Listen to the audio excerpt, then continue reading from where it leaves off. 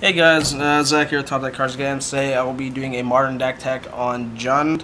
This is my current build of it, which I used to win a TCG player event. Let's just get right to it. Like most lists, I play for Tarmogoyf, just the best beater in the format, probably one of the best creatures, if not the best. There's not much to say about it. Really good vanilla creature. Play 4. Then we have 4 Dark Confidants, like standard Jund, just pretty much the best card advantage in the format. Really good. Again, play 4. And now for the part that I really like about new Jund, or at least the Jund I am trying, is Flamespeaker Jund. It's the new card from Born of the Gods, if I'm not mistaken, which costs RR1 for a 1/3 with double strike and trample. That said, those static abilities haven't been together for years on the same creature, and then again it was an 8-mana dragon, and now we have it on a 3-drop. Its other ability is whenever it deals damage, you get to basically use Chandra's 0 ability, so you just reveal the top card of your deck and you can play it till the end of your turn, which is really good. Generally, the idea of Jund is to just drown your opponent with 1/1 removal and try to ride a Bob to victory off the card advantage it gains. But with Flamespeaker, it also adds a few new rules to the deck. Sometimes, with the way the deck runs, you're 1/1 removal. You're playing 1/1 removal and just trying to grind the games out.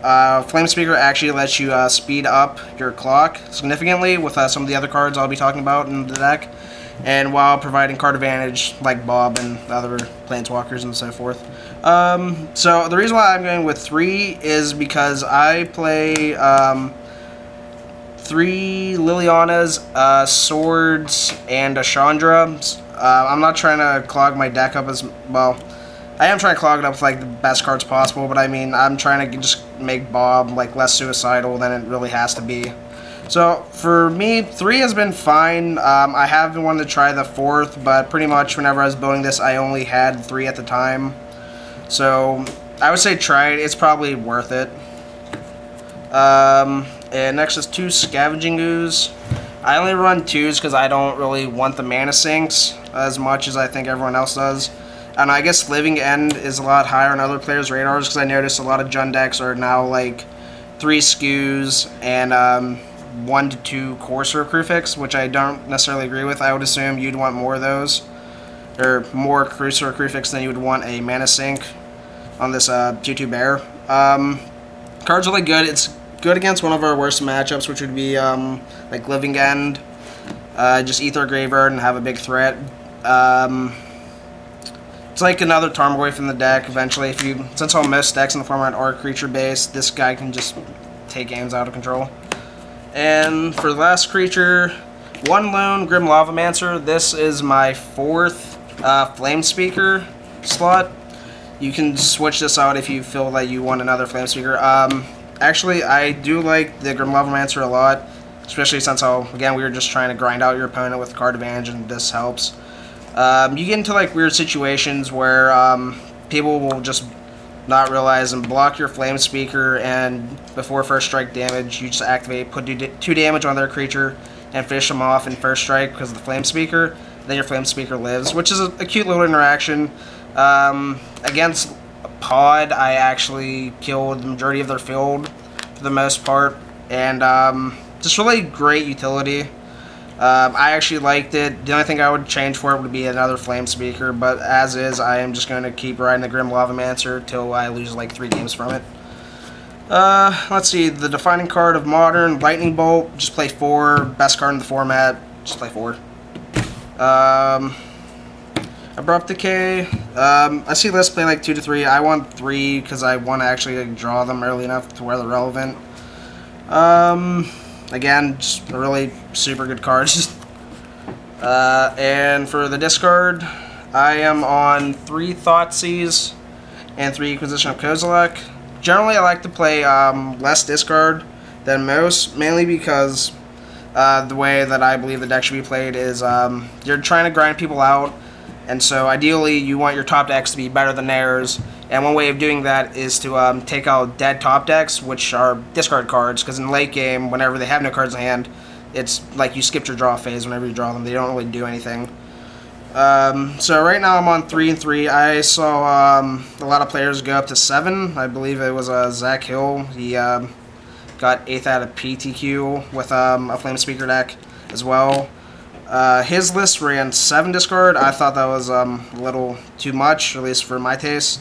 But discard, yeah, generally good. Last season I was at 5 discard spells, but this time I went up a discard spell because I wanted to draw them more. Let's see. What else do we have? 2 ofs. I am on 2 slaughter packs. The reason being is, again, I want my Bobs to have more zero costing cards, so it's less suicidal. It's really good against a lot of inexperienced players because whenever you tap out, they assume you don't have a response to anything, so they'll try to combo off real quick. And since every combo deck is basically a creature deck in this format, Slaughter Pack is a Force of Will essentially. Not much to say about it. Some players don't use double Slaughter Pack. Some use like maybe a Terminate or a Jund Charm or something. I just wanted the consistency of having 2 Slaughter Packs and more zero costing cards. A lot of cards in this deck could be changed up because generally you should build your deck towards what metagame you're expecting to go in and such. That's why I generally don't do sideboards, other than saying like some cards that should generally be there. Maelstrom Pulse, just a catch-all. Some lists actually don't play it anymore. I still play it. I like just having catch-all that actually kills things that Abrupt Decay can't. Has its ups and downs. It's another 3-cost card, so it kind of hurts with Bob, but if I kill them fast enough with a Flame Speaker, I guess it really doesn't matter. Planeswalkers. I am on triple Lily and 1 Chandra. Again, the Chandra is for just most matchups because I'm just trying to grind out. It's good to have 2 Planeswalkers out as opposed to just 1, obviously. So just having the versatility is real good. As far as Lily goes, I've considered going down to 2 because in some matchups she's an absolute blank. In other matchups she's an absolute powerhouse. For my testing purposes, 3 has been fine. I would actually consider dropping a 3rd. For probably a utility spell such as a Jund Charm, just having the ability to make Flame Speakers bigger, entering Graveyard, because again, living ends are a real problem, and having a main deck Pyroclasm is pretty good. As you'll notice, I actually don't have any Anger of the Gods in the main deck because I am trying to play a Flame Speaker deck as opposed to the Corsair Crucifix, which has 4 toughness. That is actually something I miss very dearly, and wish I could fit it, so I might actually put in the Jund Charm since it is a Wrath that actually doesn't kill my Flame Speakers. And probably one of my favorite things about this deck is getting to use swords. They're really underplayed in this format, which really doesn't make sense because, again, a lot of decks get to this grindy position, and I'm a deck that wants to force that position onto players, so it really helps. I mean, I guess you can call like 1 more, but I mean, it feels really good getting a Sword of Feast and Famine on a Flame Speaker and just winning on that combat phase or the next one.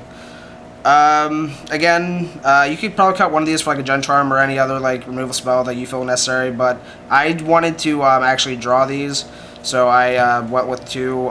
Most lists I see is on like 1 sword and 1 Jund Charm.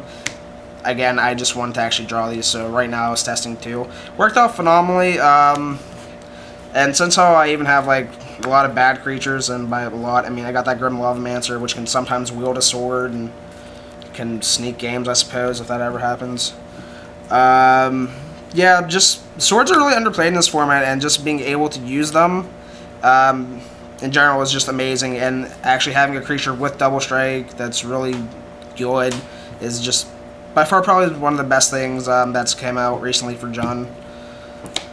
So yeah, I would advocate trying to play like some sort of sword build in Jund, because the swords are just insane and they're really underplayed in the format. And for lands, I am on 4 Verdant Catacombs. Your best fetch land, searches both your basics. Really good card. And I have 4 Black Cleave Cliffs. General fast land. Some people use Copperline Gorge, but we're not trying to like turn 1 land a green creature, because we don't play Birds of Paradise. I'm not trying to like lead with a Lightning Bolt because I'm not playing Burn. I just want to get that discard spell turn 1, so this is probably the best fast land you should play. Let's see, 4 Raging Ravines. And so outside of Tarmogoyf, your deck generally wasn't. This deck really isn't too fast when it comes to killing players. So having a win condition in your lands is really good. And that's another reason why I wanted Flame Speakers, so that way I have more ways to win the game faster. The card's insane. All I can say is bolt it every time you get the chance, because otherwise this card just gets out of hand so quickly. Really phenomenal card, fixed mana. A lot of the lands accidentally produce red, so that's another reason I wanted to try using Flame Speakers, because I generally would have all this red excess mana doing nothing with it. And so I was like, well, I guess I could put it to good use and try Flame Speaker, and I guess it worked out well enough for me to win my event I was trying it at. I have 2 more Marsh Flats. The reason for so many fetch lands is because like you want that turn 1 swamp to try to play your discard spell. Having more fetch lands lets you slim your lands, obviously, so that way you improve what Bob can hit, as opposed to getting a free Bob. And just having more lands to play around Blood Moon, and it doesn't necessarily play around Blood Moon, but I mean just have a land that I can search for either black or green quick, so that way I can Abrupt Decay the Moon and not lose the game. This is pretty good. For shocks, I am on 1 Blood Crypt, 1 Stomping Ground, and 2 Overgrown Tombs. I have thought of actually getting up to double Blood Crypt and getting to a single tomb, but that generally never feels right. I always wanted to have the second Underground Tomb for the fetch lands to grab, so that way if I have to Abrupt Decay Blood Moon or any problematic card like that. That is the shocks. And the fun little utility lands. I am on 1 Grove of the Burn Willows. It's kind of like my Copperline Gorge in the sense that, like, early game, it comes out and fixes mana. I don't really care about the 1 life, because it's so, like,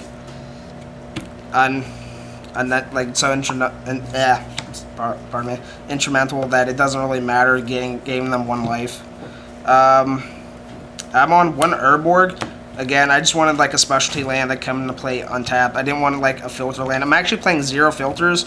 I'm not saying that's correct. It's just what I went with. Yeah, obviously this Urborg and Grove could become one, but recently Grove the Burn Willow has become really common with Jund lists, and I'm hoping Urborg does too. Because for some reason I still have like problems sometimes where I can't actually grab Black Source, and Urborg just automatically fixes all of that. Because obviously it turns all your lands into swamps. And probably one of my favorite things about this list is being able to play Kessig Wolfrun. It's really insane with a Flame Speaker. I call it the trifecta once you get a Wolfrun, Flame Speaker, and a Sword of Feast and Famine. Because you get into weird situations where you deal your first strike damage, so the sword trigger happens before normal combat damage. So you actually get to untap your Kessig Wolfrun, and you can activate it a second time if you haven't already. In my opinion, I played the Mirror. Unfortunately, I locked him out of the game through land destruction, so we didn't really get to play much. But what I would theorize is that Kessig would probably be like a high-rolling card in the Mirror, mainly because it lets you win Goyfors, end the game quicker, and just having a combat trick is probably immense. And for the least exciting part is the basics. I'm on 2 swamps, 1 forest. Like I said, I just want to get discard spells early, so I'm always on a double swamp. A single forest is fine, because like, I don't main deck Courser. My only green cards are Goyf and Abrupt Decay, so I only ever need the 1. It's just there to have a nice non-shock land to get off of your Verdant Catacombs. And that will do it for the main. I'll briefly talk about a side. Generally I say you should always be the one making your sides, because what I make probably won't work for you, and it's probably not even going to be the same meta we're both preparing for. But generally when it comes to sideboard, I like that recently most Jund lists are up to like generally 15 one-ofs, so that way your sideboard is more broad for the whole matchup. But for my event, mine was very thick on like multiples, because I knew what I needed to face and how to beat them. I would play some number of Fulminator Mage. This card's really good. It comes into the Mirror a lot. because they just have an abundance of removal spell, and just killing their lands is great, especially if you landlock them. Good against Tron, which I don't think sees much play nowadays, but Scapeshift has come up a lot recently, and so I would imagine these are really good against Scapeshift. If not, presenting another body to try to win the game, which is really good. Since how I am not main decking any Anger of the Gods, my side was on triple Anger of the God. Absolutely love this card. I hate playing against Pod because I always assume that they're going to resolve a Pod and get a Kitchen Finks and then just out-advantage me through just the Pod activating more than once. It's generally disgusting. So that's why I like having multiple Anger of the Gods. And speaking of Anger of the Gods, I was on double Jund Charm. Again, Wrath effects, the pump's great on my little creatures, and Eating Graveyards are really good. Again, Eating Graveyard, Rakdos Charm.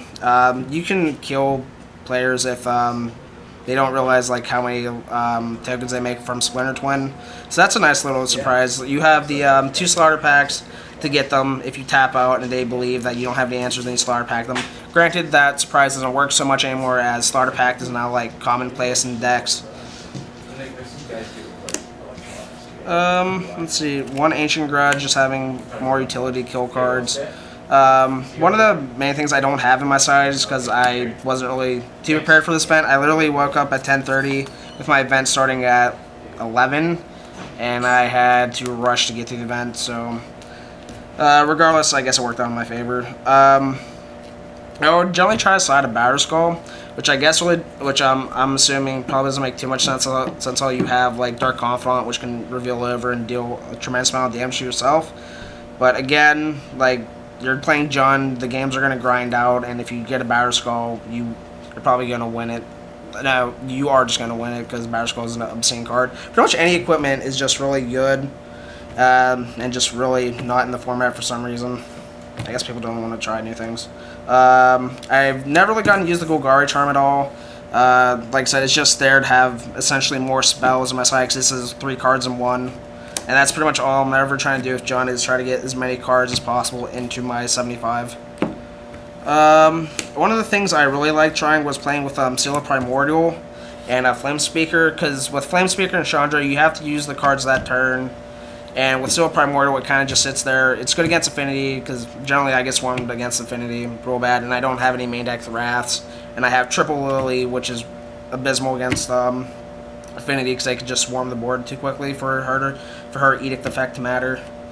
I sided a Skooz, because most people are on 3, so I'm assuming everyone is saying that 3 Skooz is the correct number. I had one in my side. I honestly really didn't bring it in any games. And my last card, which is a Dismember, this would probably be the Batterskull, but this is what I had on me at the time. Just more removal is good, because that's all you are, is just stack removal. Well guys, this was my take on Jund. Please leave comments. If you have any questions about it, let me know. I will try to get back to you as quickly as possible. If you like this content, please subscribe to us on Facebook.